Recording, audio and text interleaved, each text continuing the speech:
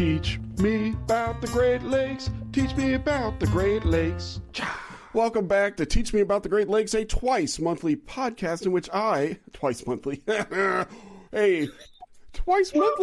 podcast in which I, a Great Lakes novice, ask people who are smarter and harder working than I am to teach me all about the Great Lakes. My name is Stuart Carlton. I'm Assistant Director at Illinois Indiana Sea Grant, Assistant to the Director himself, and I know a lot about monitoring certain things in real time that I will discuss later. But I don't know a lot about the Great Lakes, and that is the point of this here show. And we're joined today by the one, the only, the special, Katelynn J. Foley, the Full Dog herself. Katelynn, how are things up in Michigan? They're all right, thank you. Big announcement. Headed up to Windsor, Canada. Oh, I see this is supposed to be in the wrap-up. Well, we promoted it. Congratulations to this. Teach me about the Great Lakes live. Tell us about where we're going to be. This is in your old haunts, right, Windsor?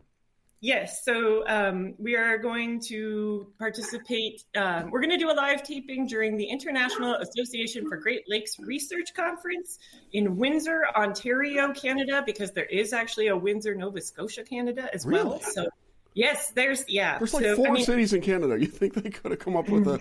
Because there aren't 8 million Lafayettes in the U.S. Anyway, all right. So more cities, that's all. The city to Lafayette ratio is way different. Anyway, sorry. So we'll go May 21st. We'll be sending out a flyer about it. Our guest will be Trevor Pitcher from the Great Lakes Institute for Environmental Research.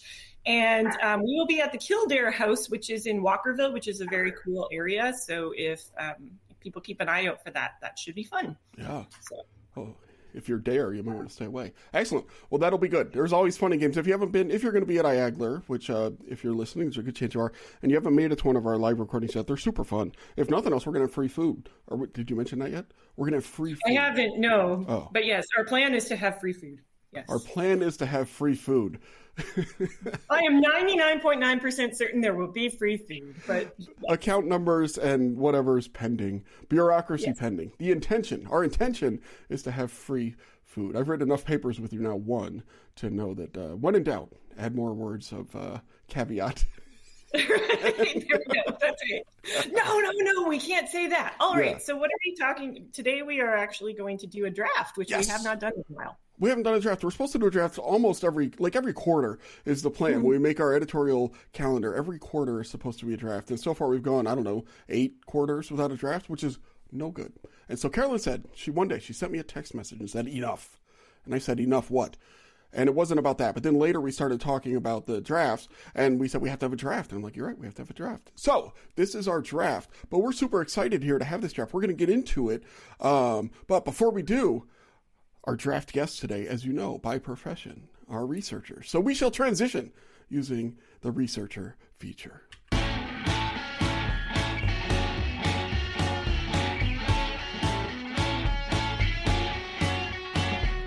Researcher feature, a feature in which a researcher gonna teach us about the Great Lakes.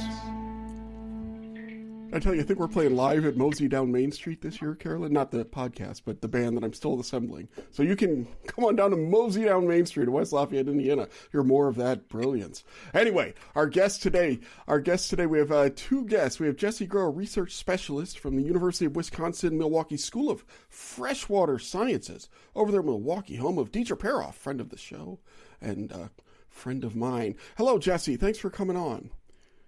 Hi, thank you so much for having me. This is going to be fun. It's going to be super scary.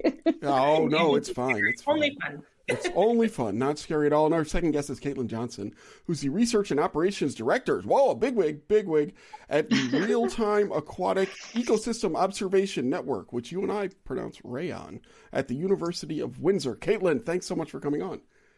Thanks for having me. And I'm just going to say I'm definitely not a bigwig, but I appreciate being on the show. You got a director title, operations director. You are a bigwig. You got to start talking like a bigwig. Trust me, as someone who's an assistant director, the secret is all in the way you carry yourself and the way you talk to your minions and peons beneath you. No, that's good. And so we are going to draft real-time monitoring techniques. This is a Carolyn topic. She's going to tell us all about that. But first, back off. So first, I would like you both to just tell us a little bit about what you do for your day-to-day job. So maybe Katelynn, you can go first and tell us kind of what do you do on a regular day? Sure. So I'll start by saying my day-to-day is different every single day, which keeps things interesting.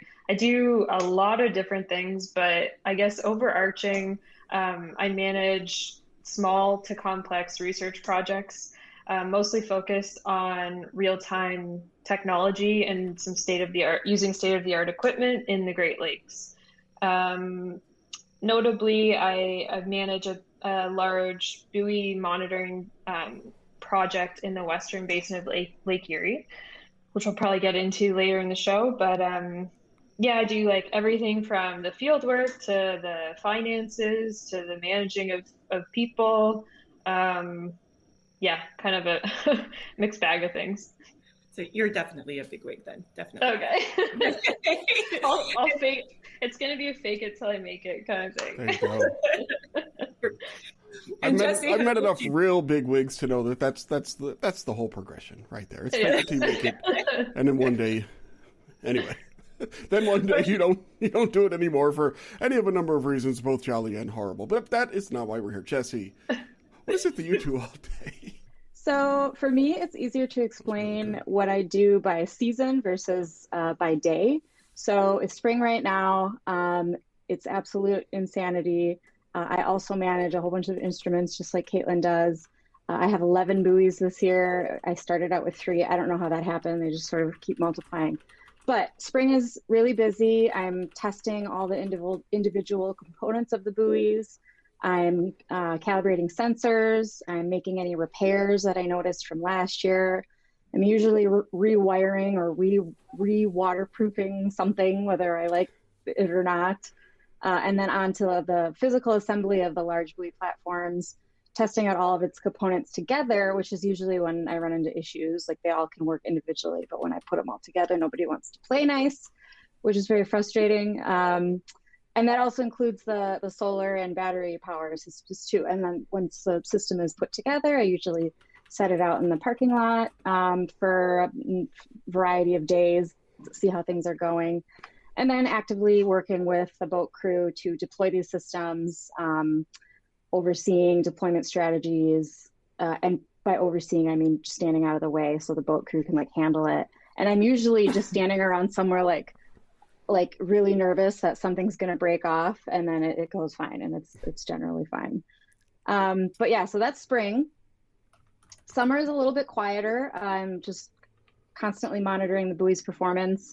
If something goes down, I'm usually just helplessly I don't know what that could be. If I can't get out there, that's not fun sometimes. I sporadically will go service things if boat is available. And then I'll do more of the updating SOPs and outreach materials, things like that. And then fall and winter, I won't go on too long anymore. Fall and winter is sort of the off season for the buoys, but it's really busy for back end stuff. So grant reports, grant writing, updating statistics, grant writing and project reports take so much time, and planning the next season all at the same time. So same with Katelynn. I've been very active in the grant writing process. I do all the budgets. I design the systems. I try to take a vacation maybe, but so that's about it. Sorry. Yeah, that's a ton. That's okay. So you have 11 buoys. Where we'll probably get into this, depending on what you draft. Maybe you don't draft anything related to a buoy. Maybe you do. We'll find out. This is the psychology of the draft. Maybe you won't have a chance to. But how big are? So we have two sizes of buoy, right? We have our regular size buoy, I guess is one way to put it, and then we also have the smaller one, which of course everybody calls Chewy. Chewy. What size buoys do you have? So I have a couple different sizes. Our biggest buoys and our sort of long-standing systems are off of Atwater Beach in Milwaukee, and then up in sort of mid-bay of Green Bay. And those are about 15 feet tall. They're rated for 1,500 pounds of buoyancy, so they're big. Those are our most comprehensive systems too, so they have the most sensors on them. They also give me the most headaches out of all of them because they are older. But you know, I still love them. Don't listen. No, I'm having that same problem with our 12-year-old right now. The most headaches. I got you. Believe me. Yeah. So those are our biggest ones.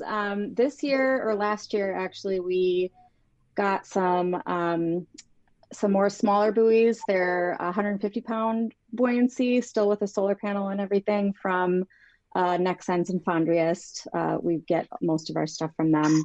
And so those are a little bit smaller, and I have like 6 of those up in Green Bay. We have a couple 950s as well. So it's like the biggest to the smallest, I guess I would say, is a simple answer. Well, good. If I knew what I was talking about, I would compare those to Chewy now, but I realized I have no idea. Carolyn, how big is Chewy? Do you know? No. How many buoyancies does Chewy have? We got to get to the draft, man. Sorry. No, it's... Yeah, thanks, Jessie. That's where we're going to talk about. All right, well, let's get to the draft. Let me describe the draft to or did you have another question that you wanted to seamlessly ask? It's been a while since I've co-hosted, and like you can tell right now, it's like, oh, I forgot that Carolyn always has a plan that she's like, oh no, we have to do this, and then we have to do this, and then we have to do this. Oh, here we go. Actually, I have a question that I've been thinking about deeply lately that I would like to ask each of you. And that is Katelynn and then Katelynn, then Jessie. We'll go in that same order again. What is one skill that you've gained through your job that surprises you? And so how about you? What's something, so I think of you now as sitting there, basically you just look at data all day and then you enter things into spreadsheets. But I bet that's not all that you do. What's something surprising that you picked up on the job? I'm going to say for me, it's computer programming.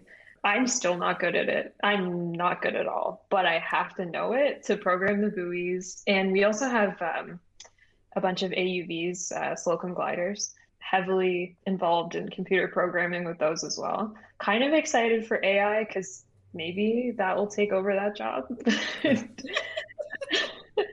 Only for that. Not excited for that for anything else except this. But for me, it's computer programming for sure. Never thought I'd be using that. And here I am. How about you, Jessie? Yeah, so honestly, it's all been a surprise to me. I never thought I would do anything like I do now. So I guess to be more specific, I've discovered that I really like to tinker and build build things. I like to work with my hands a lot. I think when I was younger, I never really gave myself enough grace to pursue anything in the engineering or technical side of things because I was just like, oh, you suck at math, you can't do. But and so I went the like more nature route, when I was like playing in puddles and just outside all the time when I was a kid. So I went like conservation route, and here I am back sort of in the more technical side of things, which I really enjoy. It's a creative outlet. I really like rewiring things. I learned how to solder. It's been a really fun sort of, like I said, creative outlet, and it's probably the only area in my life where my crippling perfectionism is a good thing. Underwater cable management. So how did but so then let's flip that to the other side. So actually you were moving in, and the parts that surprise you are the things that I think of you doing and being attuned to. Do you feel like that playing in puddles and nature stuff when you were a kid, has that prepared you too? Or is that Jessie dead, only to be replaced by the tinkerer? She's never dead. No, Nature Jessie and Tinker Jessie are sisters now. Yeah. They definitely complement each other, I think. Excellent. All right. Well, I was going to say, like, you're gathering all this really cool data that is vital in support of conservation, right? And correct. So that is a really cool way that you can see the value of it in ways that maybe other people can't. And Katelynn, I have been reading the book Robocalypse, which is all about AI taking over. And so, is it a fiction or a nonfiction? It's supposed to be a nonfiction, but we'll see. Terrifying. It's terrifying. But I did appreciate getting, kind of there is a good thing because it's going to help me program better. That's awesome. Yeah. Okay. No. Right. The other day I set to write a program about, and it gave me 10 Stuart is awesome, 20 go to 10, and I just ran that, and it was Good AI. You were like, All right. Well, Okay. let's go on to our draft. So we're drafting. Tell me what we're drafting, and then I have actually written. This is true that I have written, and may or may not have run for this episode, a custom R script to randomly pick the order of the draft here. So, Carolyn, what are we drafting again? All right. So Katelynn started to kind of allude to some of the equipment. So we are drafting. So you're creating a dream team. We're going to do two rounds where you get to pick whatever you want. You can't pick something that someone else has picked. So whoever gets to go first gets to pick whatever they want, and then everybody else has to pick something different.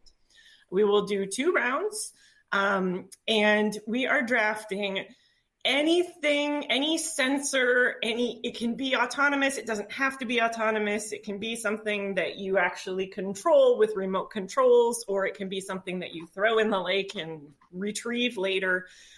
It can be surface. It can be up in the air. It can be at the bottom. But any kind of tech that is being used to answer cool research questions or support cool research in the Laurentian Great Lakes. And you get to pick, whatever equipment onto your team, then we'll go around to each person. And then I think the second time, do we go around again, or do we want to go back? No, we go around again. We do not do it snake style. Right. Yeah, okay. and then we'll do kind of a catch-all, like honorable mention type thing. Yeah. So you are creating your dream team to sample the Great Lakes. Oh, this is very exciting. Everybody understand? Team. Love a good dream team. We got 92 Olympics followed by this here. All right. So, according to my custom random script, which I have saved as tmatgl-draft-order.r with a capital R, it is generated first. Carolyn Foley is going first in our draft. Carolyn, why don't you start us off? All right. So I am going to pick the GLaToS sensors. It's the acoustic. I am very bad at acronyms. So it is the, come on, computer. Caitlin's like, I could say it for you, Karen. I know. I'm like, can I say it? Yes, go for it. It's the Great Lakes Acoustic Telemetry Observation System. Shout out to GLaToS. Woohoo! So my reason for picking this, it's this network of sensors all around the Great Lakes, and I think sometimes they can move them, and they're adding more, and basically fish get implanted with some tags, and when the fish swim by, they ping, and so afterward you get this really awesome extensive data set of kind of where the fish are going. And some researchers have used it to answer questions like, where are they hanging out at certain times of year? Like, are they actually using this habitat, and all sorts of really cool things. So these are tags that they've put into fish. Is that right? How do the tags get? So there's receivers that are in like the lake bed. Okay. That as the fish, so there's a tag in the fish, and then there's a receiver, like a stationary receiver, and the fish can move around. So as they go by a stationary receiver, the stationary receiver says, oh, yep, that's fish, such and such, whatever, that they have attached to it, like species and size and all sorts of cool stuff. Got it. Yeah. All right. I don't know if you guys know this, but they do that by blow dart. Some really? intern sits. No, I'm just kidding. No, I was so fired up. That would be so cool. I mean, it seems not super accurate. We're actually doing a study on bow fishing right now. We're just starting it up in our lab along with some natural scientists. So let's talk. Let's talk, Jessie. That's all I'm going to say. Okay. Excellent. Okay. So that's Jessie, my first pick. GLaToS. All right, GLaToS is off the board, which is fine by me because I'd never heard of it. Jessie, you're our second. I had heard of it, Carolyn. I was exaggerating. She made this horrified face that I'd never. I felt like I had failed as a person if you had never heard of that. It has nothing to whether or not you failed as a person has little to do with GLaToS. Perfect. Okay, Jessie. Jessie, you are second according to our custom R script or the negotiation we had before the show started. Okay. I don't think you're going to allow me to say year-round stable funding, but no, you can pick whatever you want. That is what I'd love in my corner. Wink. Like, that would be great. But technology-wise, I'm going to go the boring route and say real-time monitoring buoys, just because that's where I'm comfortable, and that's most of my babies are buoys. you were talking before about seeing the value in things, and one of the greatest values to my program is that the community loves it. So our biggest buoy visitors, digital visitors, whatever, users, there you go. Our biggest buoy users are Boozers, members of... people call them. Oh, yeah. Well, I am from Wisconsin, so checks out. Yeah, so our biggest users are anglers, boaters, swimmers. So having a lot, if we can pepper more buoys along the coast and really get a better understanding, a more accurate understanding of what's going on in the nearshore area, the program was only more growing in value. Yes, all of our buoys support a lot of really cool research that's happening at many places, including the UWM School of Freshwater Sciences by a lot of our bigwig PIs. But also my favorite part of what I do is learning how members of the public love and cherish these buoys. Every time we go out in the spring, especially for the Atwater system, our Captain Max is, on the radio, and he's, puts a call out saying, this is what I'm going to do. And so many people radio in, and they're like, yay, the Atwater buoy's back. Please don't take it out. Leave it in for the wind. Like, it's so popular. So that's always really validating. So yeah, buoys all the way. We get calls that are like, where are the buoys? Why are the buoys not in? Where are the buoys? Yeah. Go in. So yeah, people love them. We get those too. Yeah. So real-time data monitoring buoys, including the ones that Jessie manages, but also including Wilmette and Michigan City and, of course, Chewy, are off of the table. What else could be next? To go find out, we'll go to Katelynn Johnson. You're our third pick. Okay, I gotta go with the autonomous underwater vehicles, the Slocum gliders. Yeah, I gotta do it. Actually, there's only 8, maybe 9 in the Great Lakes at this point, and we have 4 of them. So it's a really cool, tight-knit community of glider operators. I think that the gliders, talking about community engagement stuff, I think the gliders are like a lightning rod for engaging communities. People love the gliders. So we definitely have that. They're, of course, real time. So we have that. We not only can track environmental parameters, but we can also track fish at the same time. So you get a little bit of everything. The GLaDOS piece, but the real-time monitoring piece. And then, of course, you get like the spatial aspect, so like a time and space aspect with the glider. So they're not just, sitting in one position. They're pretty cool. Am I allowed to ask questions about this, Carolyn? I'm curious about these gliders. So we'll just have to have you both back on sometime. It's fine. Like, how many do you have? Do you set them off? Like, what? How long does a glider glide for at a time? They can go up for, I think our longest mission was like 25 days. Okay. You could bring it onto shore, charge up the batteries, and send it back out, but that's just 25 days battery dependent. Yeah. I mean, they're awesome. During COVID, like in the height of COVID, we were still collecting tons of data because we had the gliders. So it was. Do they have cool. names? Have you named your gliders? Yes, they do. Yeah. What's the best name? The best name? Yeah. We don't have time for all of them, Carolyn. Are you sure? We have the Daphnia, the Sturgeon, the Cormorant, and the Mary Lou. Mary Lou is she's our secretary at the University of Windsor, and she's awesome. So we had to name a glider after her. Fantastic. Excellent. That's all. So I'm a little bit bummed because that was going to be one of my picks, but that's all right. So Mary Lou was going to be gliders. We're going to be one of if we're referring to the slider, not the secretary. Yep. Though Jessie already put in like year-round stable funding. Also, very supportive people who help us all the time get all the things done. Yes. Excellent. All right. So for my first pick, this one is near and dear to my heart in much the same way that gliders and buoys are near and dear to your heart. And that is looking out of your window and wondering what the heck is going on with the weather. You see, today we're supposed to have a baseball game at 5:30, a youth baseball game, but there's maybe going to be rain, maybe not. And so I keep logging on to different weather sites, and we're going to get in the next hour and a half somewhere between 0.15 and 1.25 inches of rain. The first lighter, drier half means we will play baseball. The second half means we will not play baseball. And the way I will tie this in, but we can't figure it out because every weather site is different. So the way I will tie this in is what it actually we need is a meteorologist to offer human interpretation on these models, right?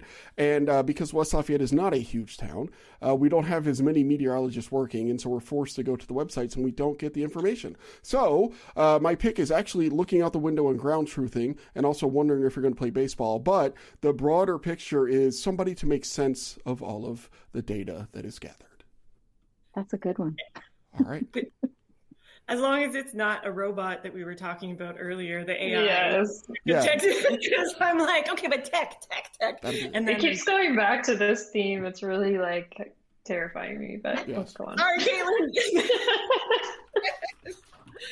Excellent. All right. Well, round one is in the books. Wow. Some good monitoring things are off the board, but there's still more to be drafted. And for that, we go back to you, Carolyn.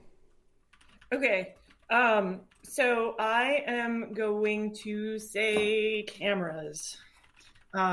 So there are a bunch of webcams. I don't know, sometimes it feels like everybody has a webcam where they're just like taking pictures, so they're automatically updating once an hour or things like that. And that's one of the things when we put cameras on our buoys. I remember, when we first had our Michigan City buoy, I was like, I want to put a camera on it. And people were like, people really going to like that? And then a number of years later, they were like, yes, they are. They absolutely are. And it's really fun to compare like onshore. So I think Jessie was talking earlier about the near shore. So there are some researchers who have kind of set up a camera to take pictures of the receding shoreline over the course of a winter, different things like that. So webcams that update, or even just cameras that are logging the data over time. That's my second pick. So.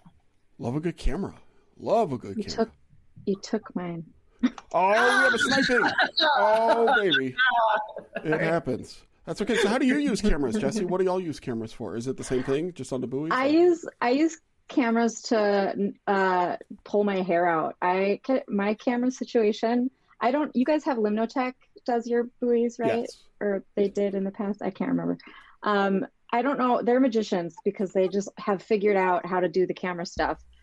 I don't have any real engineering experience, so I just sort of inherited these systems and I don't know anything about cameras. I did upgrade 2 of them recently and they work okay. But yeah, the whole back end data storage of that is challenging.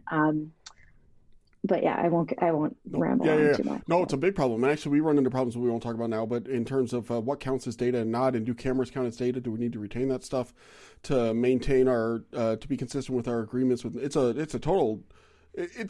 a horizon, a frontier, right? And we're trying to kind of learn as we go. And assumptions that we made 3 or 4 years ago may not, or 5 or 6 or 8 years ago, may not hold anymore. So it's a royal nightmare. But they're a cool source of data. Excellent. Katelynn, tell me about your second pick. Excuse me. Jessie was second. What? Jessie that wasn't was Jessie? Oh, she just sat there yakking about cameras because I asked her.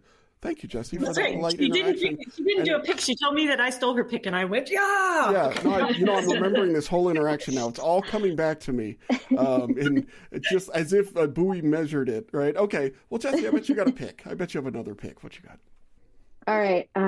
Sort of to piggyback off of the camera thing, I'm going to say better over-the-water telemetry cell coverage.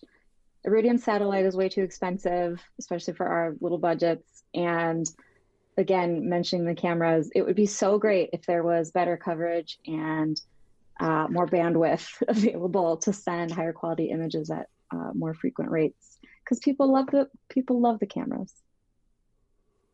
They love them, and then people can do really, really cool things analyzing the actual images, the higher resolution they are too, right? So, yep. Yeah, cool. I kind of enjoy that you're going really big picture, Jessie, with your picks. Okay, Katelynn, what's your pick for round 2?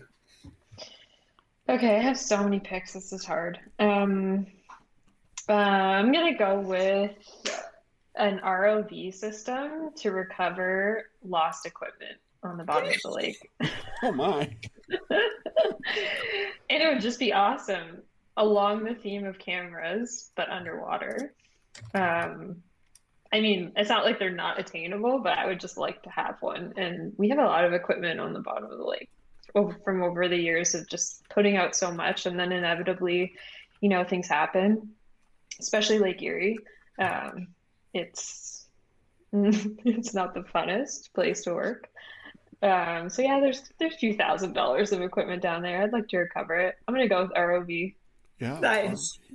And yeah, like the western basin of Lake Erie, like a storm picks up and like it's wild, right? Like it's like, yeah. It's wild. Honestly, I have to say, like, no thanks to me. This is thanks to my colleague Todd. He's like a magician. He's like perfected deploying buoys and deploying equipment. And last year, knock on wood, we lost nothing. And we have 7 buoys out there with a bunch of sensor lines associated with the buoy. So we'll have like a buoy, and then up to a kilometer away from the buoy, we have a smaller hazard buoy. And that has our water quality sensors on it, so that we can go out and clean the sensors off like every couple weeks, every week, depending on the time of year. And we could just grab it and put it on our boat rather than having to, recover an entire buoy. So he's developed this amazing system. And it gets better every year. So It's exciting. But there's still a lot of stuff out there. We have a little ROV that you can borrow, or just email me. There we go. We'll find your stuff. Amazing. The bar OV. Fantastic. All right. And then I will bring up with my second pick. My second pick is going to be social media text analysis, which is different, but I'm a different type of scientist than you are. And that is, now that people are constantly providing status updates, sometimes on different websites, an evolving set of websites, what they're really doing is providing data, right? And so you can pull that data, you can scrape it, and you can do all kinds of analyses on there. I'm going to link in the show notes to a blog post I wrote, a long time ago now, because it was before I started here, so probably 7 or 8 years ago, called 122,379 Tweets About Climate Change. And in there, I scraped a bunch of data from Twitter to look at what people were thinking in a very limited time about climate change based on analyzing the text. And you'll see people using this in increasing ways to look at, things like sentiment analysis, topic analysis, what are people talking about, how are they talking about it, and things like that.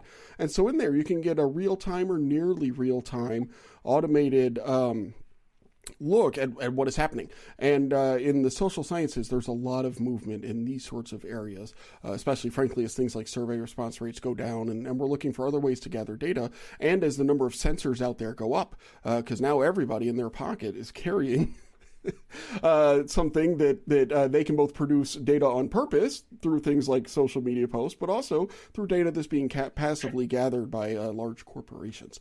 But so there's so much more data out there, and learning how to harness it, I think, is going to be a key skill in the social scientists in the coming decades. And for me, what that means is looking at stuff you wrote online, scraping it, and analyzing it. So that is my pick number 2.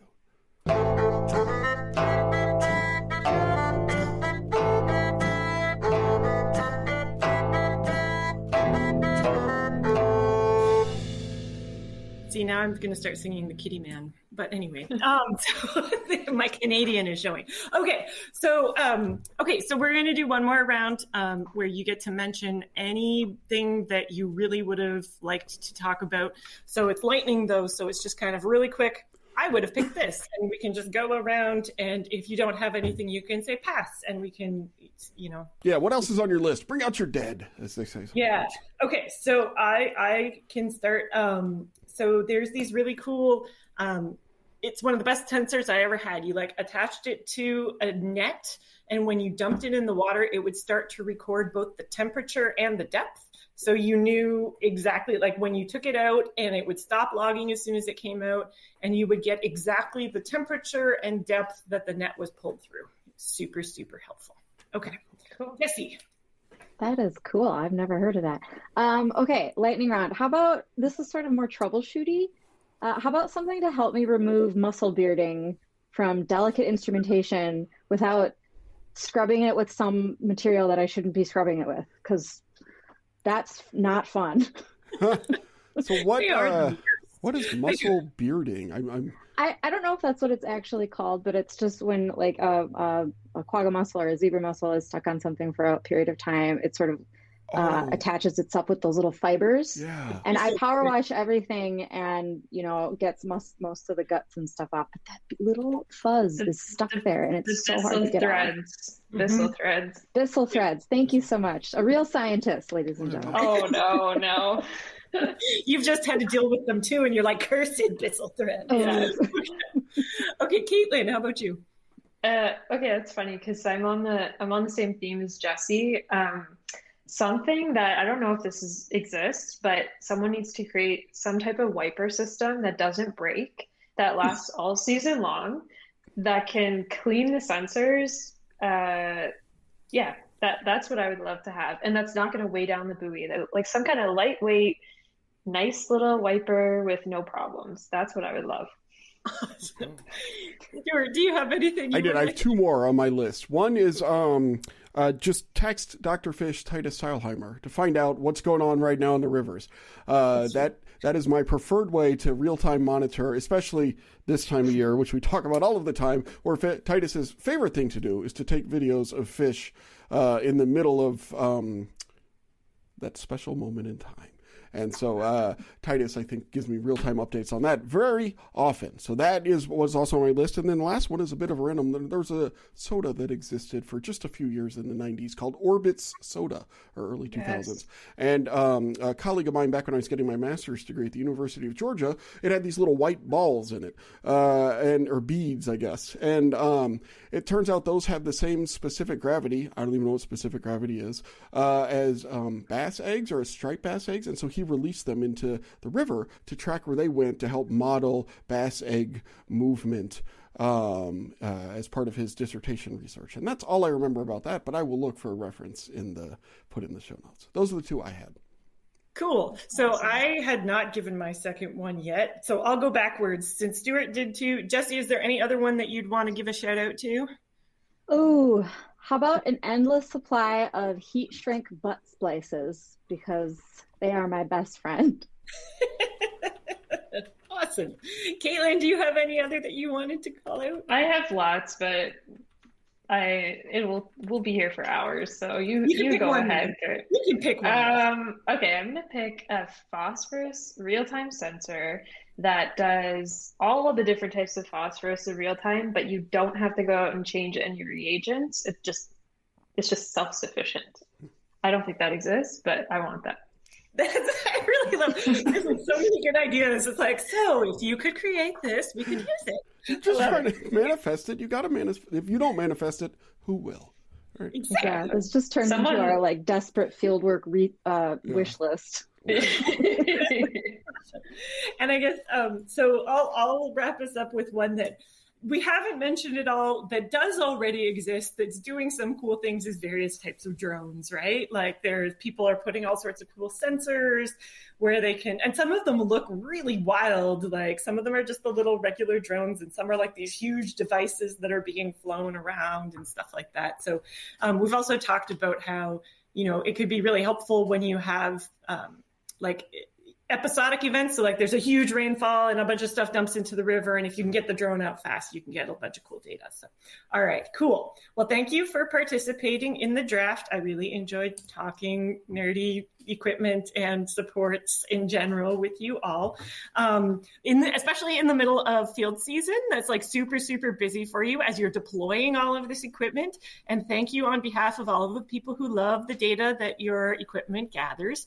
But this is not why we brought you on Teach Me About the Great Lakes. We brought you to ask 2 questions, and so each of you can answer these questions. So the first is, if you could choose to have a great donut for breakfast or a great sandwich for lunch, which would you choose? And we'll go Jessie first. All right, I know you guys probably want me to say donut, but I'm picking sandwich only because it goes better with beer, which is very important to me. So now hold on. Hold on. All right. Well, you're in Milwaukee. It's like that old song, what made Milwaukee famous made a loser out of me. Let's talk about this. So I'm going to go to Milwaukee, and I'm going to want to get a sandwich and a beer, right? I'm going to visit Deidre, of course. Maybe I'll visit you and we can talk about buoy cameras or what have you. Where should I go here to get this beer and this sandwich? And then what sandwich should I get? And spend more time on the beer.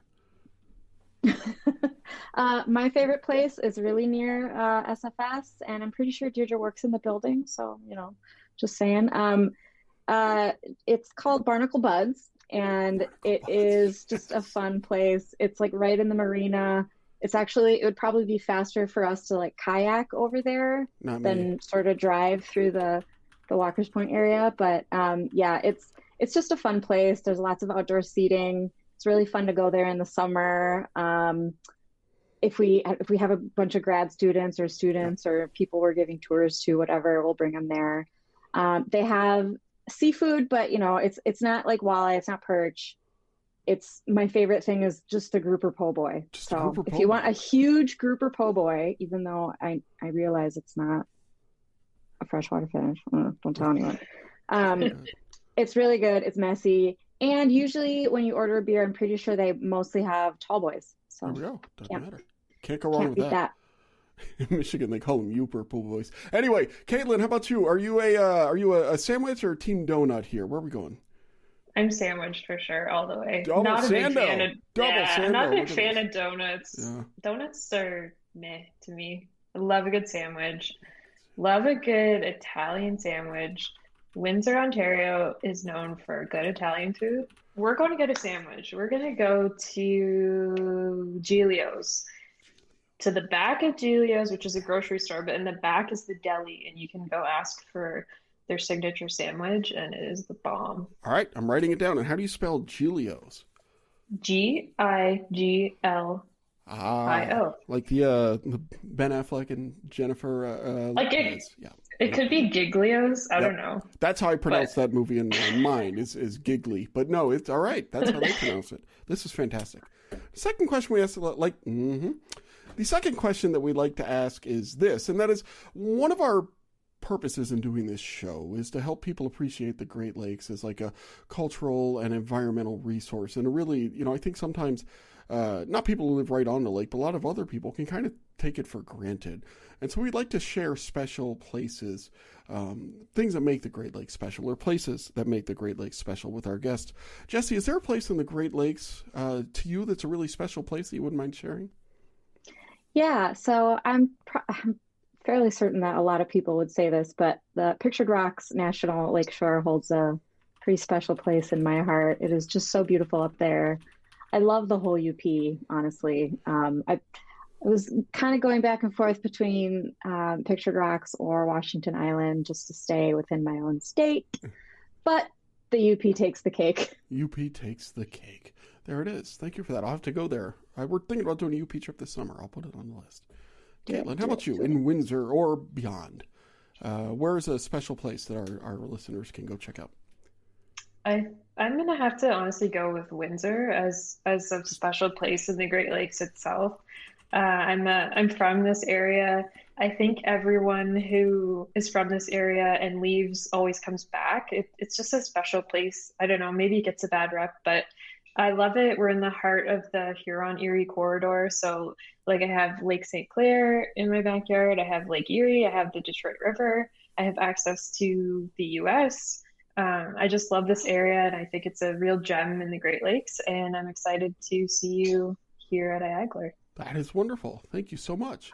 Well, next time I'm in Windsor, I will go visit the city of Windsor then. Jessie Grow, a research specialist at the University of Wisconsin-Milwaukee School of Freshwater Sciences, Milwaukee, Wisconsin.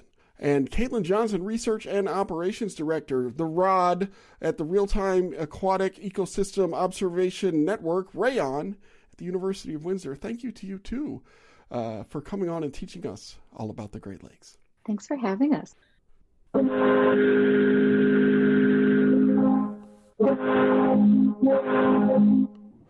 Excellent. Always good to get another draft. I'll be honest, Carolyn, pretty sure I'm taking this prize home. I think I won this one, being honest. I enjoyed the creativity for tech. And it's like, okay, we're going to get wild with it and think about a whole bunch of different things. So yeah, every tech from this like super high tech drones and underwater vehicles to looking out your window and texting Titus. All of which are true. I mean, there's all kind of ways to monitor things. So it's interesting to think about, especially with people like that. We got to have them back on though. And we need some deep dives. Mm-hmm. Yeah, I sensed that you wanted to deep dive, but I partially was like, no.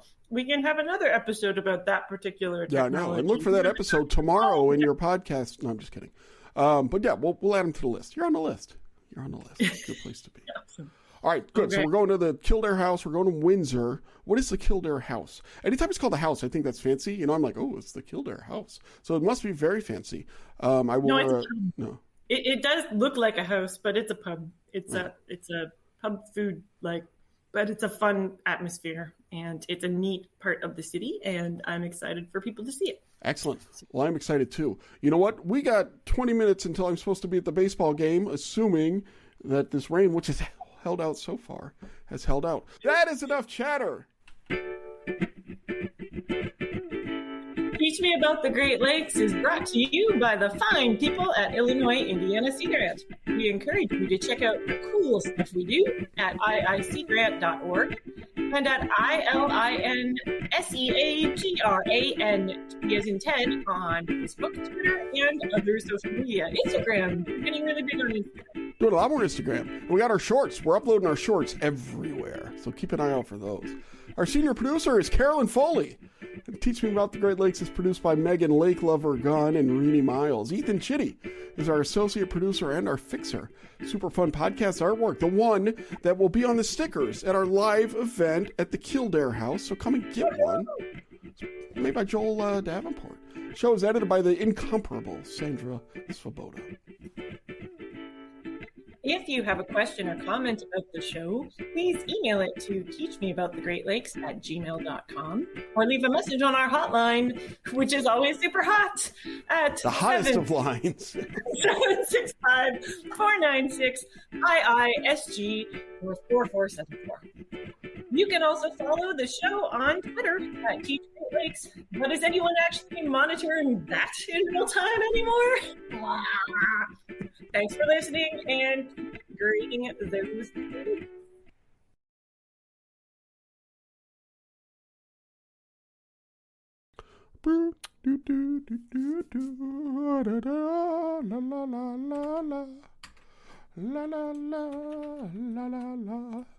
Hello, Sandy. We are recording. Hello, Sandy. We are recording. Hello, Sandy. We're recording. I just realized we're recording. Ba-ba. Ba-ba-ba. Hello, Sandy. We are recording. Hello, Sandy. We are recording. I'm trying to fill time while Carolyn opens a new room.